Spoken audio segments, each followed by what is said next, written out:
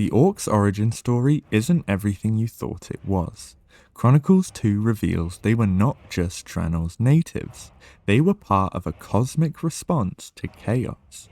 This is the untold evolution of the Orcs from the Titan-forged ancestor to the Horde's bloody birth, and the shocking lore Blizzard kept secret for decades. So long before the clans, and before Draenor even had a name, the Titan Aggramar discovered a world being consumed by the Evergrowth, a plantoid hive mind. His solution, a colossal earth elemental named Grond, to rip the land free. This enormous Titan-forged being would wage war against the sentient plants inhabiting the world. He was not just a hulking tank, he was a vessel for a more diverse life on Draenor. Now, Grond eventually fell, but when he did, his body didn't just decay, it mutated. From his bones rose the Breakers, from his blood the Primals, those fierce rocky Gron that would continue Grond's battle for millennia, as well as the Ogres and the Orcs. This wasn't evolution, it was by design. A Trojan horse of life to put a stop to the Evergrowth's complete and total control.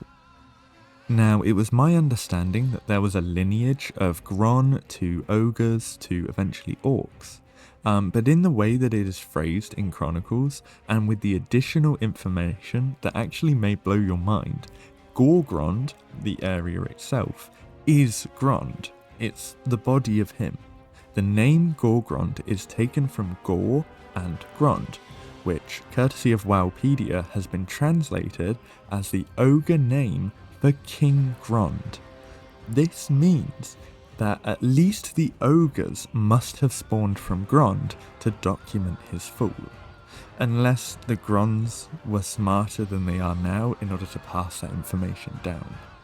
But Aggramar himself didn't intend for Orcs to be conquerors. They were meant to bring balance to Draenor, until the many forces intervened like Kil'jaeden, but also the Void. Now on that topic, Chronicles confirms what warlords hinted. The first Orcs to contact the Void were not the Shadow Moon, it was the Pale. These white Orcs, shamans of old, made pacts with Void Lords, gaining power but losing their mind. Their fate? Wiped out by their own kin in a civil war. And this paranoia left scars, paving the way for when Kil'jaeden later posed as a spirit to manipulate Ner'zhul. The Orcs believed because they'd already been destroyed by darker forces. I also have a fun theory here, where the Legion didn't actually corrupt the Orcs, but exploited a flaw that Aggramar didn't see. When Mannoroth's blood hit their veins, it didn't just bring rage, it could have reawakened the Titan-forged purpose of destroy threats to the land. But of course, twisted by Fel, that purpose became destroy everything. I mean, even in Warlords, without Mannoroth, Grom's Iron Horde still fell to fury, so they could have always been a ticking time bomb. So today's Orcs carry these layered legacies: the Titan-forged resilience, the Fel Taint's lingering addiction, and the truth that they are born warriors. But one question remains: if Aggramar made them, did he plan the Horde? The Titans are supposed to be seen as unbiased and balanced protectors, and sometimes to make it even, you have to put your finger on the scale. The Orc story was never just about corruption, it's about legacy, a journey of fierce, courageous warriors.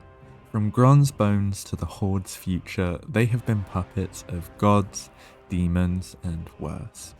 But now, the chains are off. So let me know in the comments, how much of this did you know?